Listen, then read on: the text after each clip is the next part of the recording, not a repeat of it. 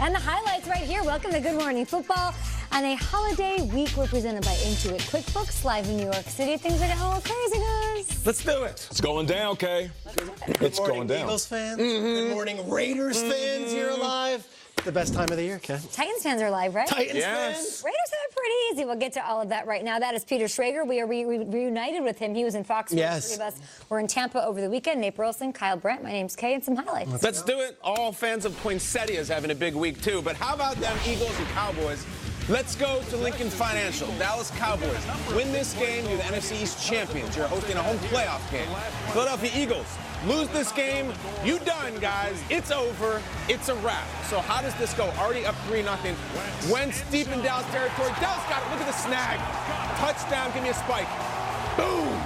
So much heat in the link last night, and they go up early. Another slow start for Dallas. Third quarter, can they get it going? Down 10-6. Who's Wentz looking for?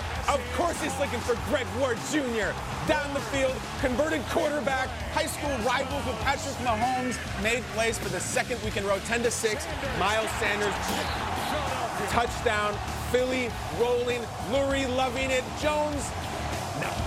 This is the snotty nose dance. We learned about it from Mike Garafolo. He tells us that's the people they do. That's disgusting what I just did.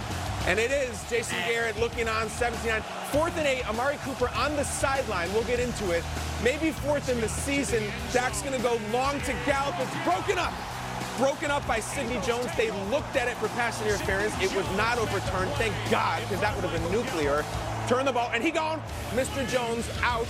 Put that on the cover of the media guide next year for the Cowboys, because Miles Sanders is going to say, game Eagles. And he's a Westbrookian slide, and it's over. Awesome play, awesome moment. What an incredible night for Philadelphia as the coaches hug. Guys, the Eagles are alive. Work to be done next week for both these teams. Dallas could still get in, but so much momentum with the team in green as they win 17-9. 9 points for America's team. Here's Carson Wentz after one of the biggest wins of his career. Big win for us. Big win for us. The crowd was electric tonight. You know, it felt like playoff atmosphere. Just like we said the last few weeks, our backs were against the wall, and guys made plays. Defense played great. Offensively, we definitely left some plays and some points out there. But man, it feels good to get this victory. This is a great offense. They can score points, and to keep them out of the end zone, hold them to 3 kicks like they did, stop them on some 4th downs. Hats off to the defense, Coach Schwartz and his staff for having a great game plan. When you get yourself technically in a spot to kind of come into a Philadelphia team that's got the players they've got, even though they had missing a lot of them. When you get in this spot, you give yourself a chance to be real disappointed. We are. The fact that we didn't get any scores, the fact the game turned out the way it did, they played well. I'm not about to say about anything else other than it's very disappointing. We all expected to leave here as the NFC's champs. We're not.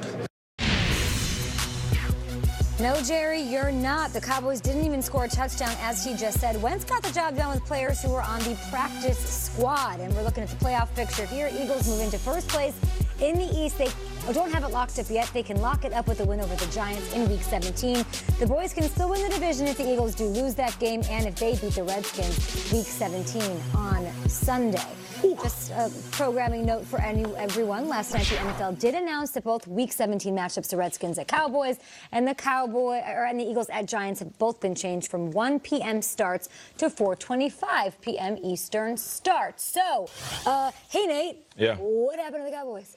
It's an unfortunate end to what could have been an amazing season. Now, I know things need to shake out this last game of the year, but I was convinced that Dak Prescott and the Cowboys were going to roll over the Eagles. When you look at Dak Prescott's full starts, he's 5-1 up against the Eagles. So I assumed with the advantages that they had, we're talking history, how much he played them, and what he did when he played them, and then health. History and health will tell me that they will beat these guys. They didn't have what it takes to move on. As much of a physical advantage that they had in this game, they were mentally weaker. And I don't want these guys to get my words twisted. I don't want you to sit there and say, come on, Nate, you played the game. You calling me a weak individual. I'm not saying that. Collectively as a team, the hungrier squad won, and that was the Eagles in this one. You would have thought, if history tells me I'm better than you, health on the roster. We got more superstars in the lineup. We're going to come in with a fierceness to us, and they did not have that, and it's unfortunate. I was watching the NFL Network on Saturday with this great triple header, and at halftime of the third game, so we're talking about the NFL Network for 12 hours, it's been showing football. Steve Smith is up there, and we're promoting a Michael Irvin sit-down with Ezekiel Elliott. Sure. And Steve Smith is making this face. Why are we interviewing a running back from a 6-7 team that's irrelevant right now? And you could see the producers out there in Culver probably like, hey, we got the running back of the Dallas Cowboys before their biggest game of the season. So Steve Smith, this isn't the Cowboys aren't good. I'm watching the game yesterday. I'm like, we're going to start the show tomorrow with Cowboys talk, aren't we? Yeah. They haven't been good all season. We weren't going to magically turn it on because they beat the Rams a couple of weeks ago. And if you look at Dak Prescott, I know we have a lot of Dak apologists out there. We have a lot of Dak fans. He's a great guy. He's betting on himself. Dak Prescott yesterday did not have it. And Dak Prescott hasn't had it a lot this season. 4 different road games, 4 different road losses. Saints, Jets, Patriots, and now Eagles. Dak Prescott did not throw a touchdown pass. I don't know what to tell you. If you go 0 for 4 in those 4 games and don't score a touchdown in any of those nationally televised football games, I'm not sure it's going to suddenly click when you need them most. Dak didn't have it. The offense didn't have it. 9 points. 9 points. The plane, the jet, that didn't have it. I mean, none of it was there. Yeah. Philly will probably get in. Good job. But for Dallas, we've seen a lot of Cowboys football. I think this is the worst loss of their worst season of my lifetime. I really mean it. And Jessica Simpson was not in the stands. T.O. was not crying afterwards. But at least that team was in the playoffs. All right, everything we've ever seen from these Cowboys. Slow start, down 10-0. 14 yards of offense in the first quarter. Then there's a 3rd and 1 where it's a big play in Eagles territory, and Zeke Elliott, who is the highest paid running back in the history of the sport, is not in the game. It's a Tony Pollard fumble. Then there's a 4th in the season.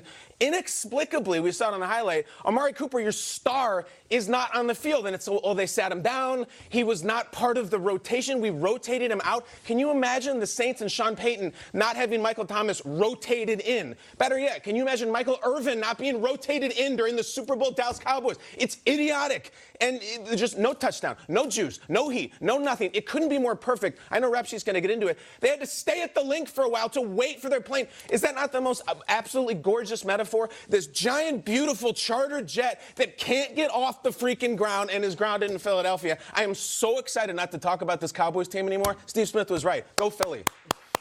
All of the veins coming out of your head. I can't do it. 16 weeks of this crap. And they sputtered out the gate, too. You're talking about things that happened late in the game, but Zeke had 5 carries for 9 yards in the first half of this one. And if you're a team and you're heavily expected to win a game and you go into the second half and you're down, you sort of start sputtering out of control, and it gets into your head a little bit. Is it the play calling? Is it the O-line? Is it Dak? It's a combination of all these things, but Kyle, I have to address something. You mentioned the guys on the sideline. Amari Cooper sitting on the sideline on that 4th down. Zeke Elliott sitting down on crucial downs. Amari said after the game, I wasn't hurt. So you can throw that away. Jason Garrett said they were out of the rotation. That last play, Randall Cobb was also on the sidelines. Or they needed to rest. Let me say this, and let me be clear, and take this criticism constructively. This isn't just for the Cowboys. This is for anybody in the league, and I see this a lot. A guy makes a big play. He runs down the field, and he looks to the sideline. He does one of these.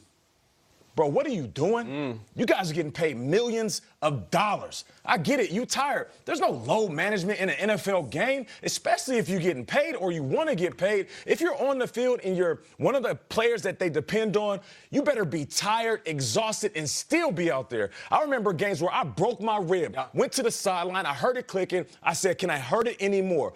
My trainer said, no. I'm going back in the game. He grabbed my jersey, get off me. 4th quarter, I'm breathing hard. I feel like my heart is jumping out my chest. I look to the sideline, and I want to desperately wave somebody in to get me. But I'm thinking in my head, they pay me a ton of money. Checks clearing. The people and the fans, the checks clearing. I'm about to go out there. At 60, 70%, whatever it is, I'm going to try to make a play.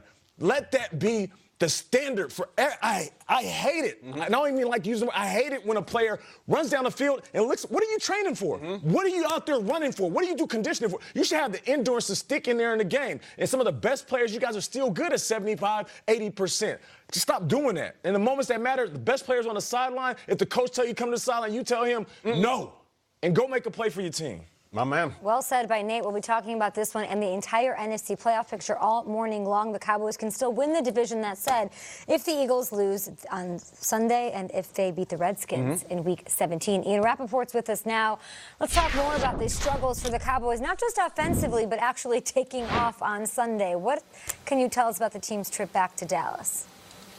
Yeah, as if the night couldn't get any worse for the Dallas Cowboys. Listen what happened, and in this case, seems like it comes from the metaphor department, just pure ridiculousness. So the Cowboys are at the Lincoln Financial Field. They're getting ready to go to the airport. They find out that their charter plane going to take the team and all the other people who are in their traveling party is not viable. So they have to sit at the stadium and wait. And it wasn't just a couple minutes. It wasn't one of those 20-minute mechanical failures where then you get on the plane and everything is fine.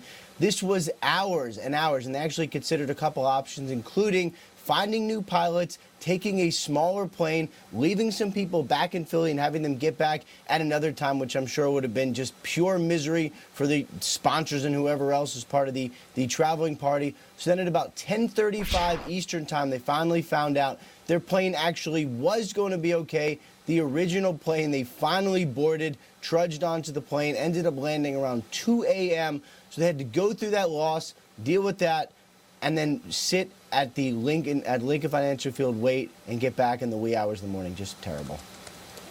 It is absolutely terrible. I had a similar situation leaving Tampa, and I'm trying to think of who's more mad, like Dak Prescott or Kyle Brandt, that the live TV wasn't working, that we were sitting on the tarmac for a long time. Kyle, what do you think? I was cracking skulls, Kay. It's me. It was a tough weekend. It was rough. It was rough. Good. I'm telling you, nobody likes to talk about travel, but it was not fun.